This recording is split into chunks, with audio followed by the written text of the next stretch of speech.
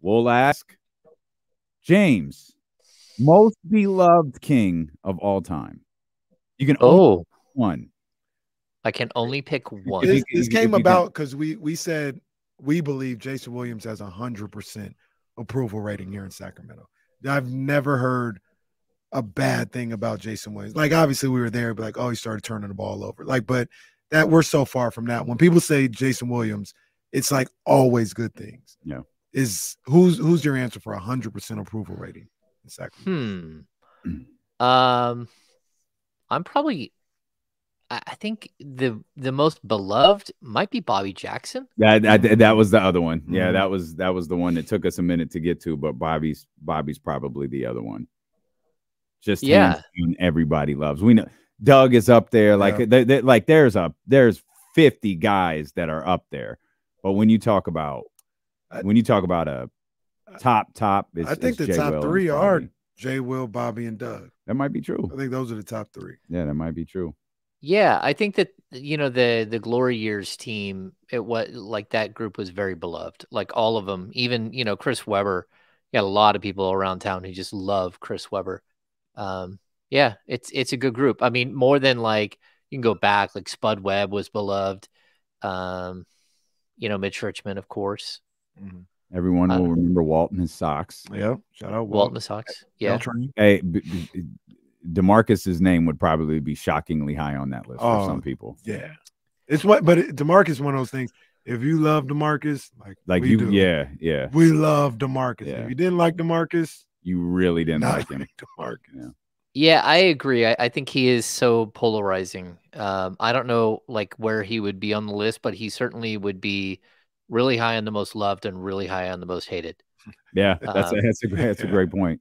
He'd be well below Jason Terry and Spencer Hawes. That jackass. Well, I think Spencer Hawes. Like, tell us how you really feel, Kenny. I think Spencer Hawes is probably the most hated. If we went like the most hated, it's Spencer, Jason Terry. I would say even Oldham Polonese. Like afterwards. Oh man, I like OP. I've always had good conversations with OP. Like I've told you guys about singing Elvis songs in the Incredible Universe, like karaoke booth with Oldham Polonese when I was young. Yeah, there are people are filling up the chat house now. We didn't in the chat house. We didn't mention him, and I don't think he cracks the top three. But IT is probably on the list somewhere. Oh no, Isaiah, yeah, he definitely would be on the list, like reasonably high. Michael the Animal Smith, right there. Oh yeah, Brian Grant would have been high on the list. Randy Brown is not on the list. Where's Shabano on the list? Shabano's no, he's not in the top, not the most liked. That's for sure. Would Shabano be top 5 disliked kings of all time? He is. Yes. That would be unfair. Would it be? No, would Shabano be higher than Marvin on that list? Oh man, no, Marvin would be higher. Marvin would be higher. Marvin would be higher. Oh man. Yeah, and again, the worst part is I don't think that Marvin like you can be upset that he was a bust and he didn't reach his potential here, but he was always a nice guy and a nice kid. Like a lot of the Marvin distaste is because of his father, where Buddy just kind of did say, oh, Wayman Tisdale, great call. Wayman Tisdale would be in the top 5 all time of liked players in Sacramento history. Best post career for a Kings player of all time. Wayman had the best post career. Yeah, the best post game career of any King ever. Yeah, I mean he's absolutely incredible bass player.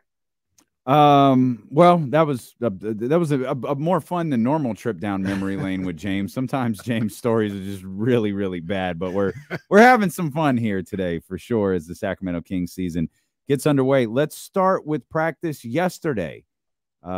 You got there just in time for, I guess, what was a pretty animated end to their final practice before the season gets underway.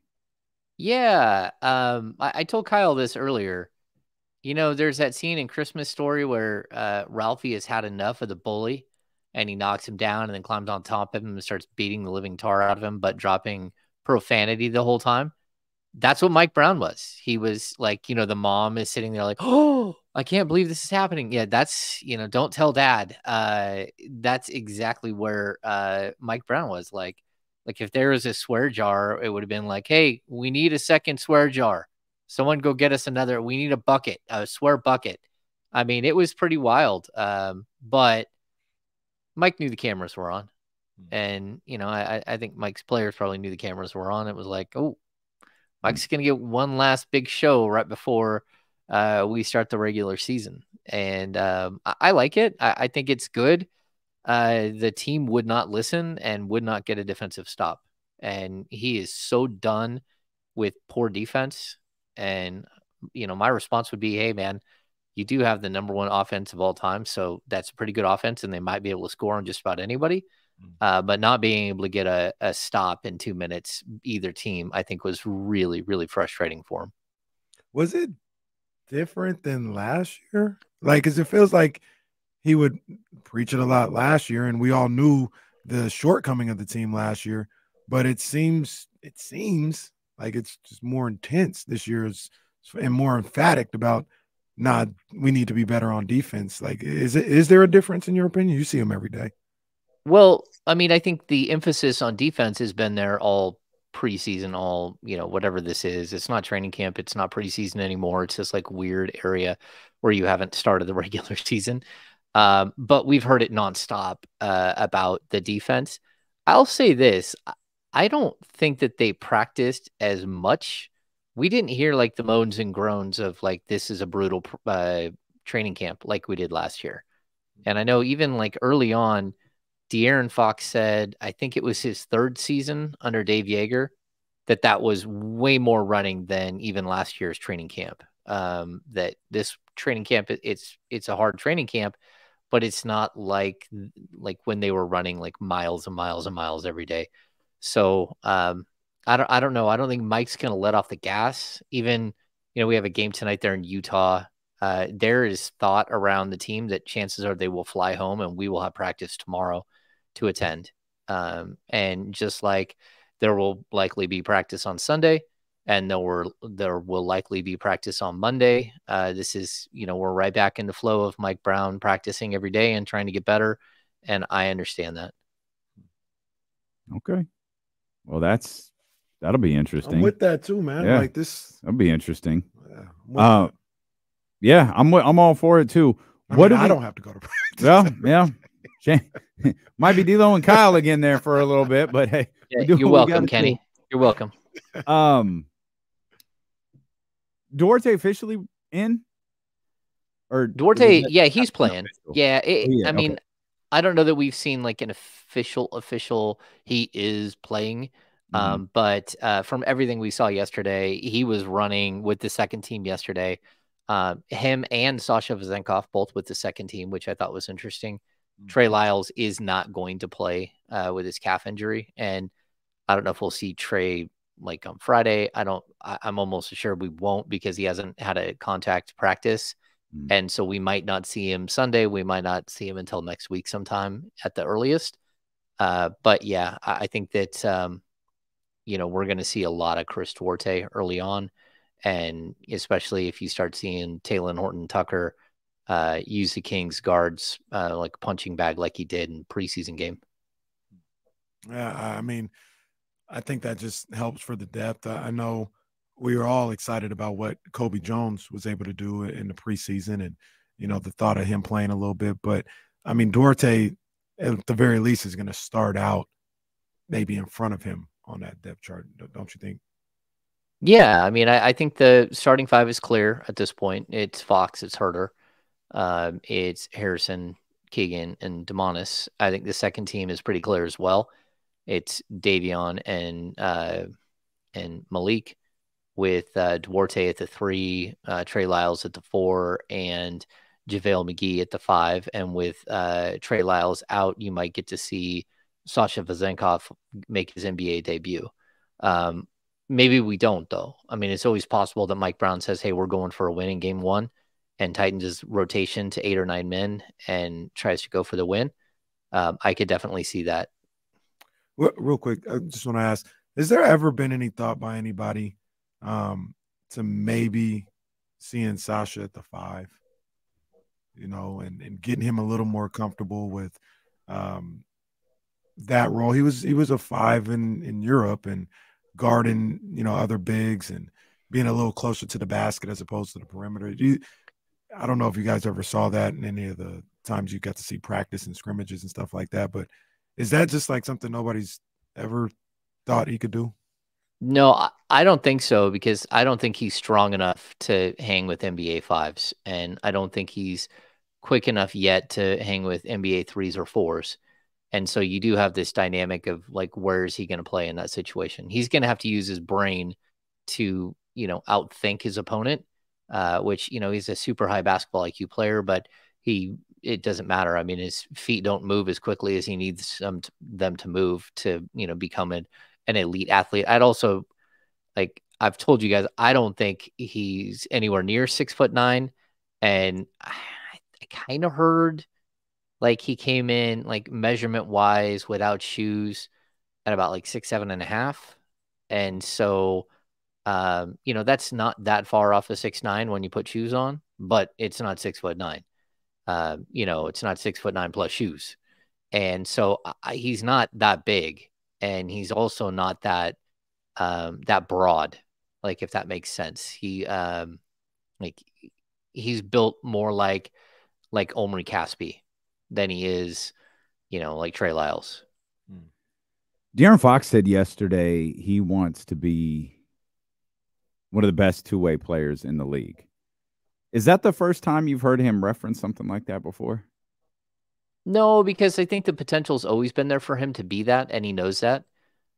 There's a problem that, like saying that and then achieving that are two totally different things. And it's not that the talent isn't there. It's that, the on and off switch, he is a player that has that isn't always on. And that's okay, because when he is going, he's, excellent, but it's really tough to steal from the offensive side of the ball and put it on the defensive side of the ball when you're like an all NBA talent.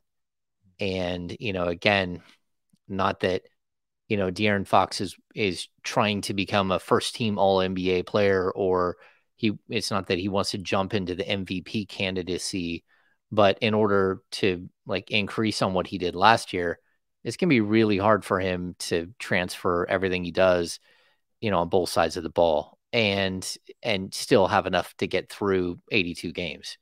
The Kings already asked him to do a lot, especially in the fourth quarter. And then to ask him to be a great defender, I think that's another thing. But I also expect him to, he's going to try to take a step forward, another leap. And I think that it's there. But we all know that, and when it comes to awards and stuff like that, that the offensive production is always valued so much more than defensive production. James Harden doesn't play any defense. Luka Doncic doesn't play any defense. We don't hear about their limitations on the defensive end could cause their team to not have championship contention. We don't hear about that like we do with Sabonis. But a lot of these guys that are great offensive players don't put in the work on the defensive end. And if he's going to try to do that, that's fine. But it's really going to be hard to balance everything. James, you mentioned Sabonis, and we talked at length about some of the ways this playoff series last year has been covered, Kevin O'Connor and all this other stuff. Can you explain to some of these people that may be listening to D'Lo and Casey, some of the noobs that are listening to D'Lo and Casey, why Domantas Sabonis is so important to what the Kings are going to do every single night? Well, I would say it's not just to what the Kings do every single night. If you look at Domantas Sabonis on the grand scheme of the NBA, first of all, he barely missed second team All NBA. The key's right there. And if there wasn't two guys fighting for the MVP that were ahead of him, he would have had a good shot. Him and Fox finished like 11th and 12th in All NBA balloting. He also finished 7th in MVP balloting. He also finished 2nd in the league in win shares. Like, this is one of the most productive players in the league. And I will continuously say, like, the you don't try to replace Domantas Sabonis. There is no replacing Domantas Sabonis. There's only like one player that does what he does that's better than him at it, and that's Nikola Jokic, who has won an NBA title and 2 MVPs in the last 3 years. He's the only one that can do all of the things that Sabonis does. So, like, if you're the Kings, you should continuously look to build around him and put the pieces in place that can help him and disguise some of the issues that he might have. Every player in the league has issues. They do. Like, I mean, Anthony Davis is a brilliant basketball player. He can't stay healthy at all, and that knocks him down a peg. But then he also has games like last night where he scores 17 in the first half and never scores again.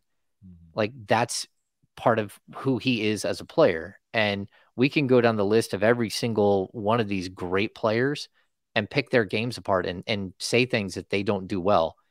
For some reason, Sabonis is like put way up high on this pedestal as somebody that everyone needs to hit with a stick. Like, it's weird and I don't get it. But it's also lazy. It is. It's really lazy. And like, I don't want to call out all my, fellow journalists around the NBA. That's okay. We do it for you. Well, I mean, the guy played with a broken thumb for like since December, like early December. So all of January, all of February, all of March, all of April. And oh yeah, he also, like, April going into May, he did that because he joined a defunct franchise that couldn't get out of his way for 16 years. And he helped them have an 18-game improvement and made the playoffs for the first time. Like, I'm not sure how we go from postseason award kings, where they get every award humanly possible. Like, it's like they filled up one trophy case in one offseason with everything imaginable. And now we get to the start of the next season. It's like, well, they can't stay healthy, and that guy's just not good enough. It's like, all right, he's good enough. And if you're the Kings, you should be searching for a shot blocking stretch 4 or stretch 5 that can play alongside him and help fill some of the voids. Because again, every player has deficiencies. It's what your team does to build around them that helps hide those deficiencies. And yeah, Sabonis has some limitations. So does everyone else. I mean, we're still looking for Naz Reid. Yes. Still okay. Yeah. December 15th. Like, I can trash Jaren Jackson as a player and say that I thought he was horrible with the Olympic team and that I think he doesn't rebound enough. You put him next to Domantas Sabonis, and that would be one of the great pairings of all time. Talking about a stretch 4, stretch 5 that can shoot the 3 like crazy, that can block shots, that can defend different styles of player. And that's how you 20 shots per game at home. Yeah, he blocked 400 shots per game at home and 0 on the road. Yeah, that's how I think the stats worked out. I think it's something like 129 on the road to 70. I mean, at home, and then 72 at home or something. That's great. Yeah, like the disparity is like 50 plus. Yeah, I don't know. He's just better in a hotel room. Pause. He's just better when he's on the road. I don't know what you want from him. Oh no, he's better at home. Oh, better at home. Yeah, better at home. Yeah. He's better at home. The John Stockton stuff. Yeah, well, that home cooking. Yeah, it has been really weird how Domas has been the focal point of the national media's ire. Like, and I get they started watching game 1 of the NBA playoffs. Not all of them. Like, Zach Lowe didn't. Zach Lowe didn't start, but Zach Lowe is also not one of the guys talking about trading Domantas Sabonis. Though I thought his write-up was a little bit harsh. It's just bizarre that they don't understand what James just laid out, how he signified an 18-game improvement with this very, very frustrated franchise and pairs perfectly with the team's biggest star.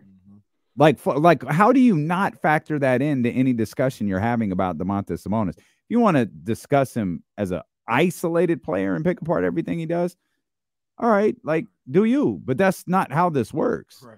He's got a team around him, and the most important player on this roster plays perfectly with him. Oh, no, I totally agree. When you traded for him, you didn't just get one all-star. You got 2. Mm-hmm. Like, if people don't understand, like, De'Aaron Fox would not be an all-star last season if it wasn't for the fact that Domantas Sabonis is there. It's not to take anything away from Fox is to say, like, look, you look at his stats 2 years before, he was actually better. Like maybe he didn't have the perfect shooting percentage. Like his shooting percentage was a little higher this year, but overall, like his statistics were better. Like having De'Aaron Fox play with Domantas Sabonis allowed him to become something else. And, you know, again, he's getting the notoriety. That's a big part of it. But also he's like reaching his potential because of a different players playing with him. There's no question that Sabonis is the best player Fox has ever played with. And it's also like, I don't know, we have to go back and look at every player. It's very possible at the end of the day that Fox will be the best player that Sabonis ever played with. You know, not to disparage like Victor Oladipo, but it is what it is. Yeah, I'm intrigued to see how they grow as a combo, because I think we just saw like 1 year of these guys. There's room for them to get better, and they're both like entering their prime right now. They're both like on the cusp of entering their prime, but like this could be an 8-year run for the Kings, a 9-year run, you know, where you're counting on these guys to be huge pieces of what you do. And like, go get those other pieces to help him. We're not like beating some drum during the offseason about the Kings needing length and athleticism at the 3 and the 4, because it doesn't make, you know, we're just like being hypercritical of a roster. Go get the right pieces to go with him, and it will help disguise any deficiencies that he has. I'm very confident in saying Victor Oladipo is the best singer that Domantas Sabonis has ever played with. That's for sure. That guy can sing. That he's the truth there. Basketball player, I don't know. But the funny thing about the way they go about things with Domas, and you brought up a great point, James, you could, you know, I think Damian said it as well. This is an individual player. Like, yeah, maybe you can pick some things apart, but you're not taking into account what he does with the star player. It's the same thing they do on the opposite end with a guy like Draymond Green. Draymond Green, individually, not impressive at all. Like, he's not a franchise guy, but you pair him up with a guy like Steph and Clay, and the things that he brings to the table are paramount for winning basketball and paramount for that team and that whole dynasty. And I just, like I said, I don't know why they don't look at Sabonis and Fox that way. Maybe it's too much work. Probably. They got to go back and watch more Lakers. I get that. Yeah, there's some hyper focus there. I'm not sure why. But it's all good, man. It's all good. They're about to start the season this year. Domas going to have another really good season. They're going to get back to the playoffs, and they'll find something. They don't say when this dude makes a 4th All-Star team or another NBA team. Like at some point, like you've got to shut the hell up, don't you? Yeah. I don't know. Like, and think of it this way: what do they do if he goes on to be like a 7-time All-Star and he's a Hall of Famer? Like, because that's where we're heading. They'll pretend like none of this stuff ever existed. I guess. They'll pretend they never said about. Oh, I knew from back in his days in Indiana. Well, we all knew Sabonis was one of the great centers. You just knew when you saw him. Is this you on NBA Today saying it was a D? To me, it's always been strange how players are viewed, and I think, you know, in a certain way, like Domantas Sabonis and the parallels between him and Chris Webber are like really strangely like spot on. Like Webber was always thought of as a great talent until he got to Sacramento, and then he became like an otherworldly talent and led a team and galvanized a team. You know, but it even took him years to get into the Hall of Fame, even though he deserved it long before he did, because he wasn't always like respected the right way, and because of some of the Michigan stuff. I mean, that's part of why he was held out, at least from what I can tell.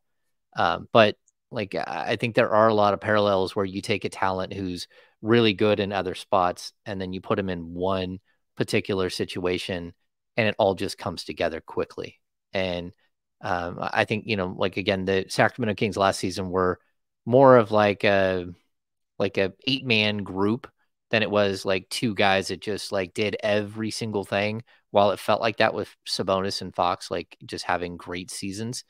I think that this could be a year where we start to see some separation from who those guys are and who like the next tier is. And then if another tier can open up where Keegan Murray can kind of move into a tier on his own below Fox and Sabonis. I think this could be the year for that. Let's step out. We'll come back with James Ham of the Insiders, brought to you by Jiffy Lube, and we'll talk more Kings basketball. The season opens up tonight in Utah. We're just hours away from another Kings season getting underway. More with James Ham when we return here on Sacramento Sports Leader, ESPN 1320.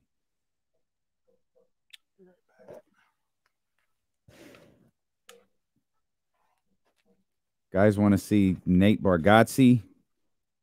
Go to ESPN1320.com and enter to win. He's going to be at the Golden One Center, April 5th.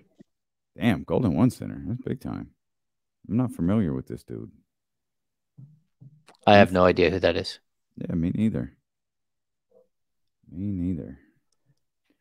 Yeah, someone said something here that like stood out to me, and I was like, oh yeah, here we go. Domas will have to get in for his international impact. No. The dude's a 3-time All-Star. If he's a 6-time All-Star, he's in the Hall of Fame. Like, that's kind of the way it goes. Like, if he can lead this team to the Western Conference Finals a couple of times, and he averages 20 and 12 or 19 and 12 with like 7 assists for his career or 6 assists, like, you have a hard time holding that guy out of the All-Star, out of the Hall of Fame. I don't agree that his international play has anything to do. Okay, so that's fine. If it was a joke, Rhino might. Rhino might. Rhino might. That's good. That's funny.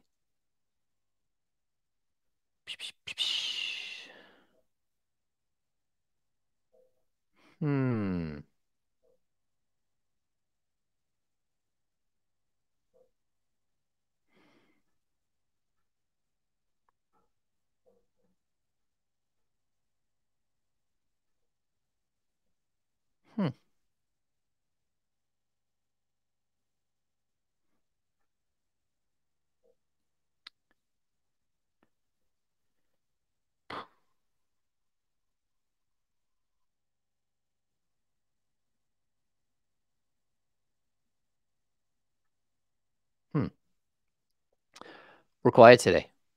We are. Sorry. I'm doing some social media stuff. I will stop. Yeah. I can do all the social media stuff at 4. We got a lot of work to do tonight. It is it's very warm, Jess, but it's very comfortable. It's one of my favorite things that I've gotten recently. This was an essentials drop. This is definitely one of my favorites. It's very large. Pause. It's a very big sweater. I like that sweater. I saw it today. I like that. Yeah, Essentials makes their stuff really big, but I like that. It's a nice little switch up.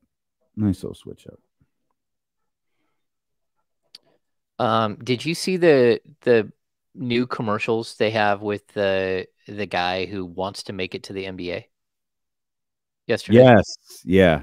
Did you catch anything from that commercial? Yep. You know what I'm talking about? Yep. At the very end. Yep. I heard it. Yeah, actually I brought my wife in, was like, hey, I heard it. Is that copyright infringement? Like, is that like? Yeah, I heard it. Oh, I was stunned, and not only that, but like that should not, like, if NBA does have any approval on some of that stuff, which I don't think it does because it's all Google. That was one of those things where it's like, hey, I don't think that's gonna fly. I don't think that would pass like legal.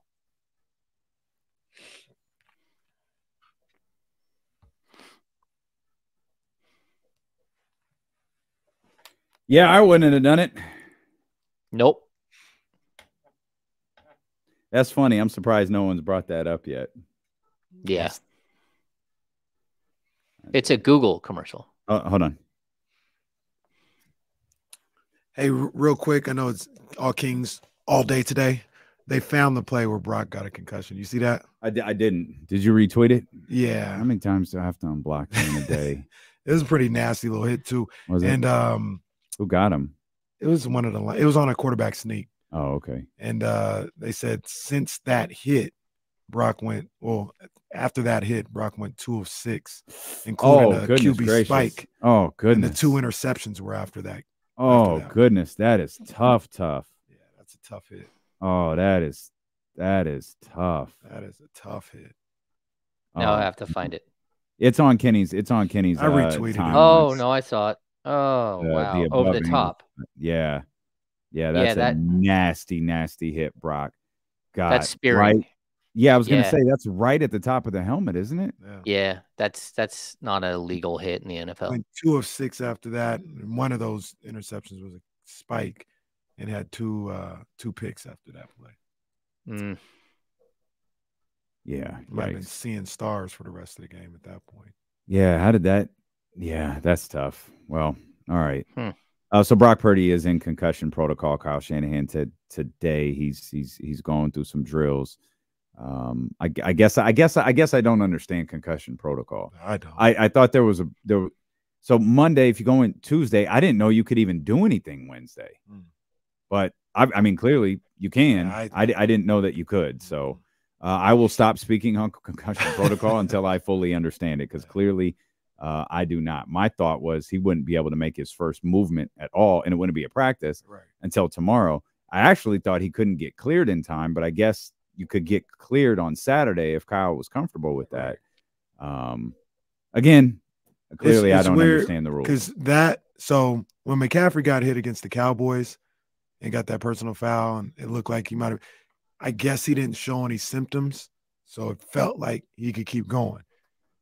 If Brock got this hit and is showing symptoms, I don't know how he's cleared to play by Sunday. Yeah, I don't either. You know what I mean? Because not saying like it's okay to get, hit in the head, but sometimes you get hit and it doesn't affect you, or you don't show any symptoms or anything like that. He got hit and he showed symptoms. I don't know how he's good to go by Sunday. Yeah, that was a vicious helmet. Yeah, that was nasty. That was nasty. We're back here with James Ham of the Insiders, Monday through Friday, 10 a.m. to 12 p.m. James and Kyle Masson, of course, that show. Brought to you by our good friends over at Jiffy Lube. We've got Sacramento Kings basketball. Tonight, we've got real Sacramento Kings basketball tonight. The Kings will take on the Utah Jazz. Ham, a team I know you like, but we can't really make heads or tails of. Well, first of all, I just froze for like 5 minutes, and I don't. Oh no, I noticed. I was playing it off. No, I got you. I got you. I was like, James is really watching this Brock Purdy video. And then like as I was thinking it, I recognized, I don't think James is watching a video. I think I'm frozen. I think the internet got James. He's quiet today. Yeah. So what was the question? You're talking about the Jazz. How you feel about the Jazz? Oh yeah, the Jazz. Like I don't know what to make of the Jazz. Like we had Sarah Todd on today from Desiree News, and first of all, she's awesome. I don't know if you guys know Sarah, but she's covered Warriors, 76ers, and now Jazz. And I love the Jazz beat writers. All of them are really cool people. They're some of my favorite group that rolls in. They work together. They're like a team. They're like a little family. Very different than most beat writers that are out there, most groups of beat writers. But like this team is really intriguing. Like this team easily could be a 5 seed or a 6 seed in the West. They could also be out of the playoffs. You just don't know. They've got huge like front line that I don't know how the Kings are going to deal with. Like John Collins is 6'9", starting with Lauri Markkanen, who's 7 foot, and Walker Kessler is 7'1". That's a problem. Like, what do the Kings do there? Because they struggled with height last year.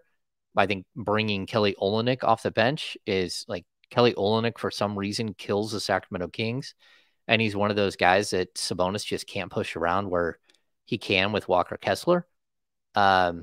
And then their guards are kind of all over the board. Chris Dunn has been the guy who's kind of snuck up and become like really good out of nowhere.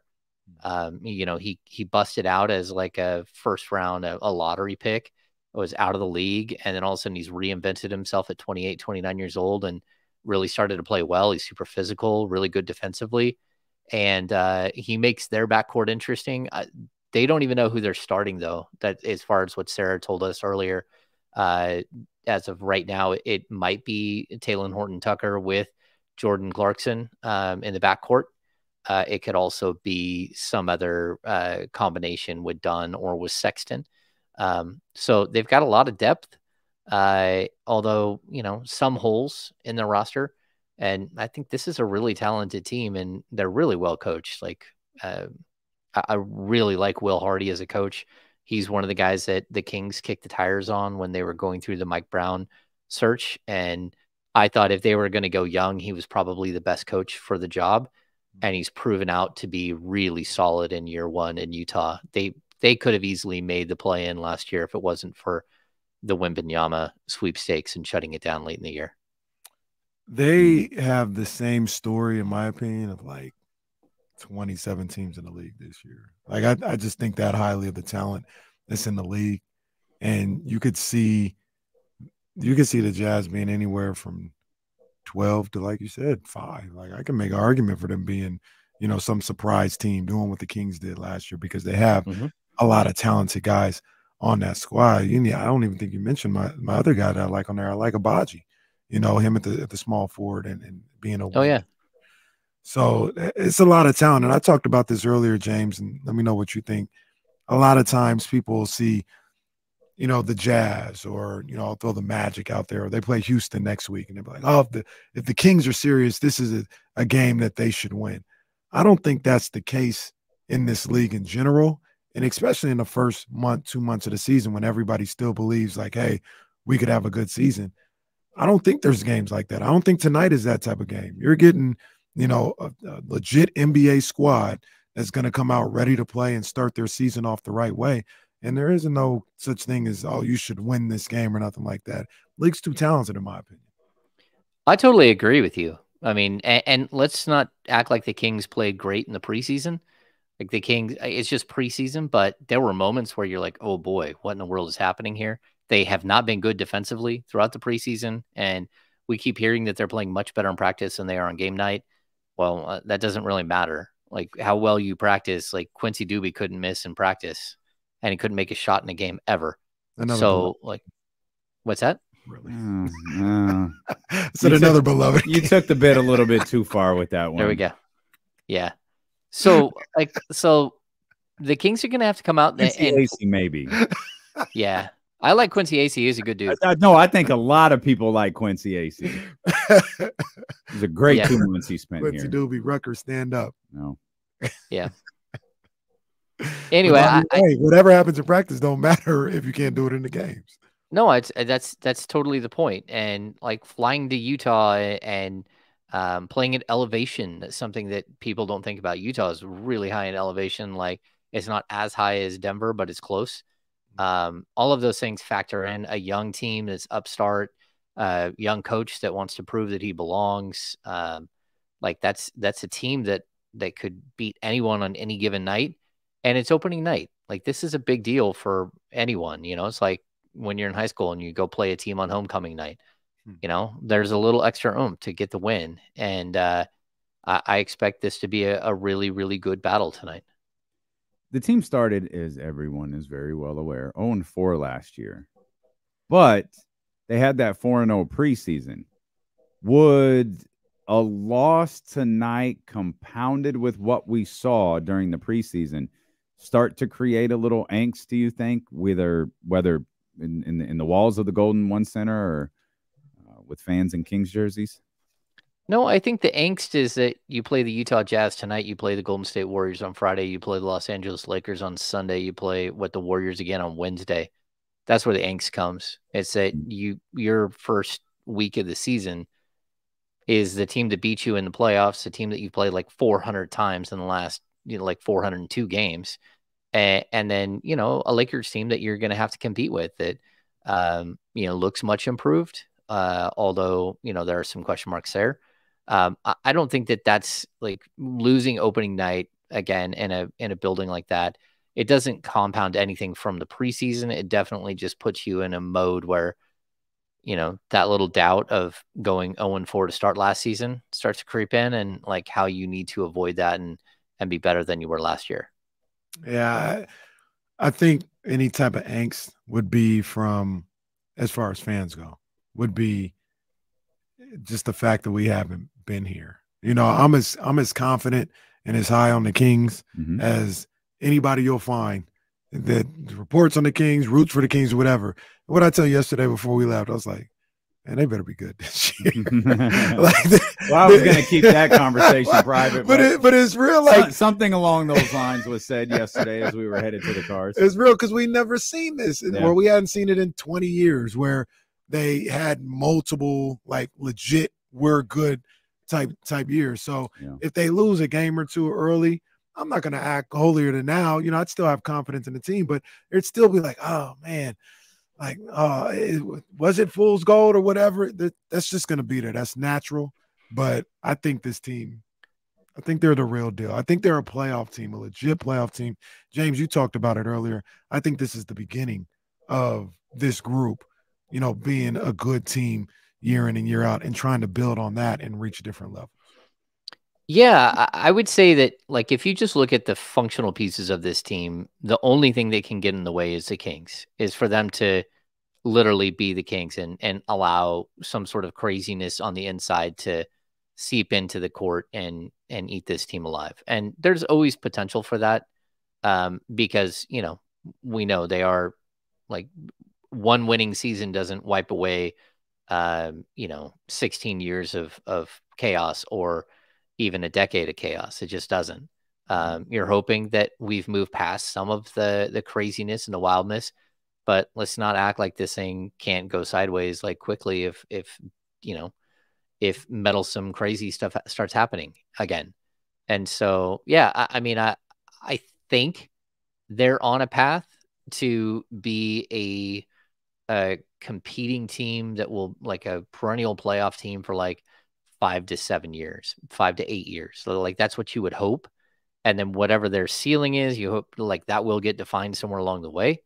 But for right now, like, you got to get that first, like, month of the season out of the way where it's like, okay, they are who we thought they were. And everyone breathes easier and is more confident about what's happening. Y'all thought Lance Woods was funny? Y'all should read Adrian Wojnarowski's latest tweet. Reporting from NBA Countdown, with the season starting, the Clippers are stepping back from James Harden trade talks. Oh boy. Good luck to Philadelphia. Is James frozen, or is that how he's looking at me? Screenshot it. Dr. David, screenshot it. James got that face where you try to tell someone, but they know you're lying to them or whatever. James. Stupid. I don't even. That was a good one. James, that was an all-timer. It's the rain. I don't even know what I look like. It paused out. I don't even know. You'll know. I know soon. Yeah, thanks. That was one of the best. It stopped me in my Bryce. tracks. Like, why is James looking at me like that? I was looking at you. You were looking sideways.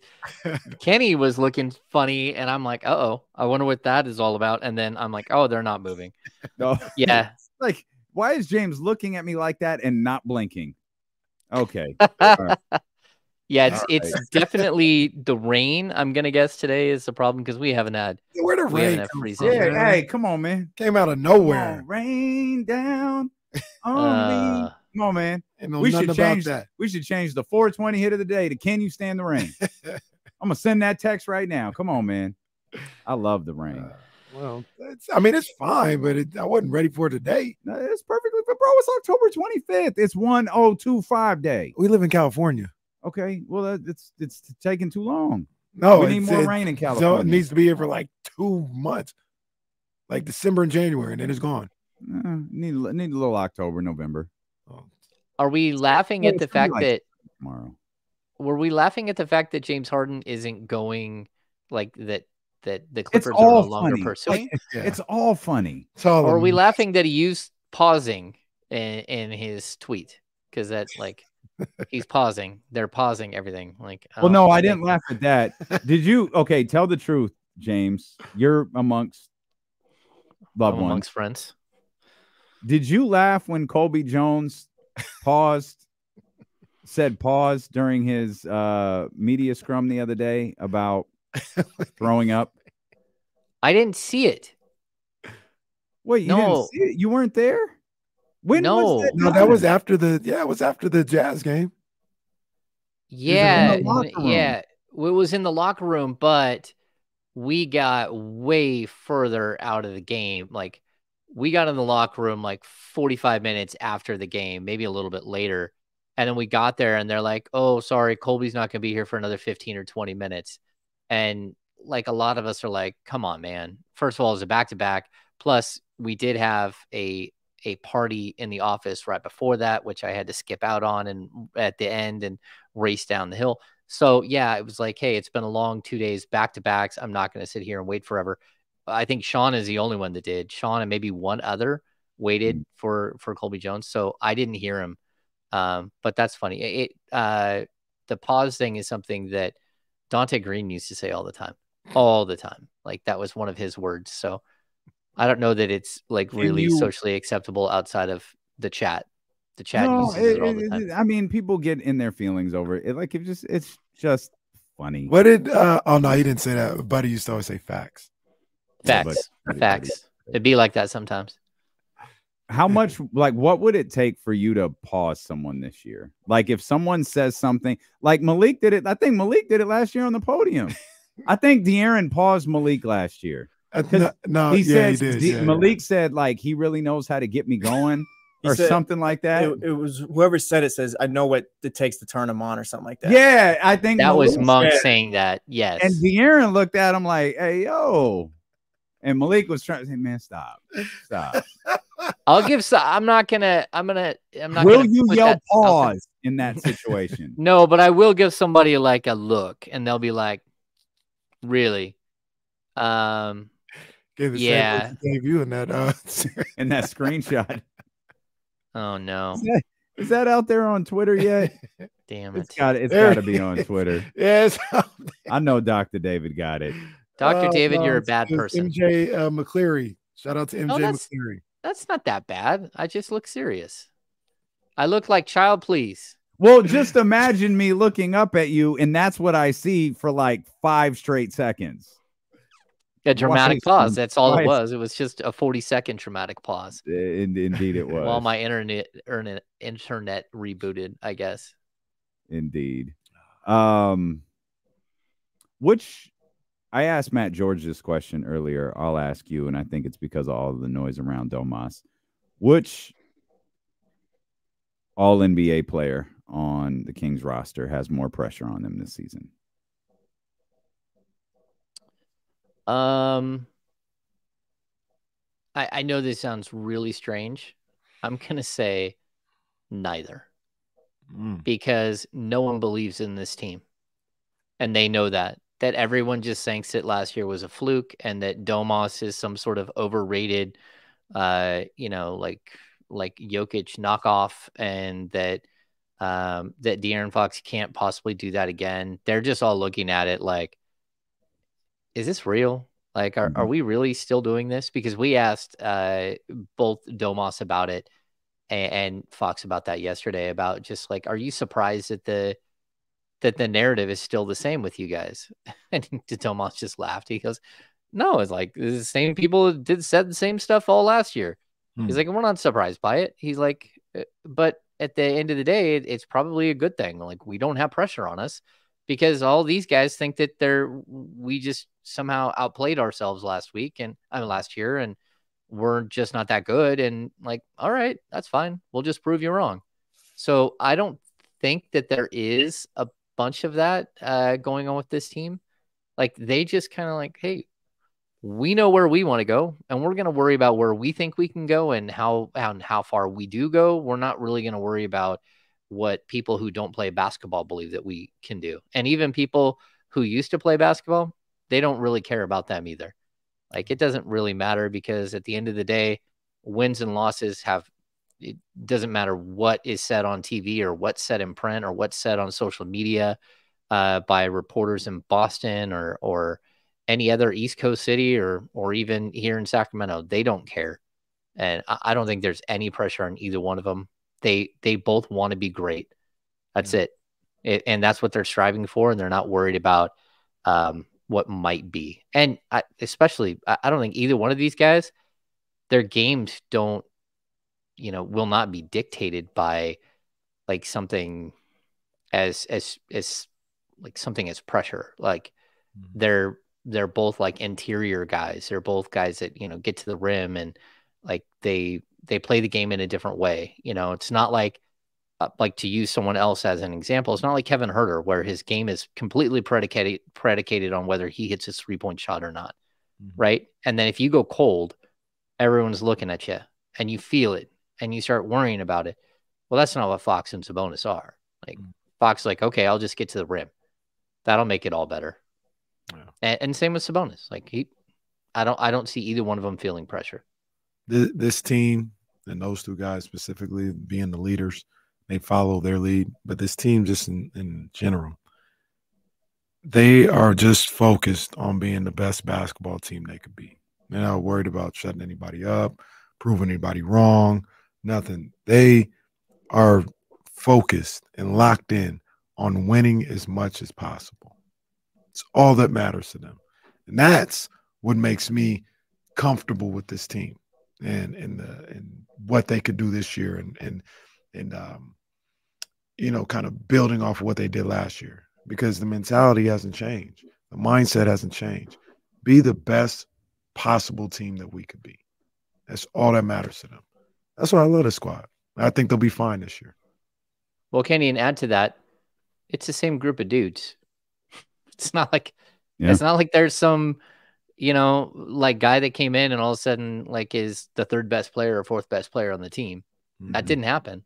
It's the same group of dudes that were all in last year, and all in last year worked, and they were going to be all in again. Like, are they having some hiccups here? Has Mike made things uncomfortable in the preseason? Sure. But like, they know where they're at. They know who they are. They know how much Kevin Huerter means to this team. There's no question about that. They know how much each of the individual pieces mean. And that's something about this. This is a team. It's not like 2 individuals or 3 individuals and then a bunch of dudes. This is a team. And it's sort of the way the roster is constructed. And I think that they'll be a family together this whole season without any problems. They'll stick together. Domas double digit. Did Domas get a triple double tonight? I misses it by 2 assists. I agree. Missed it by 2 assists. 35.5 is the over under for De'Aaron in my world. Over under. I'm gonna go under. He probably gonna have like 29. 35.5 points. Yeah. Whew. I'm going over. Oh, I'm going over. About to go off tonight. 37 tonight from 5. Oh, okay. What about this? 17.5 points, Keegan Murray. Oh man, I got him at like 13.5 on Price Picks. Oh yeah, I'm gonna go under. Go over. I think he having. If he having a dub tonight, bro. If he does that, I think he having a and dub. the Kings win. Yeah. Oh man, he having a dub. Oh, we're gonna have a day tomorrow, James. If he does that and the Kings win, we're gonna have a day tomorrow. Yeah, I think 20 for Keegan tonight. Hey, let's go. Let's go. Yeah, that'd be my guess. Injury report out. Jalen Slauson is out. Trey Lyles out, and Chris Duarte is available. It's Kings time, baby. It is Kings season. We will be back here tomorrow beginning at 10 a.m.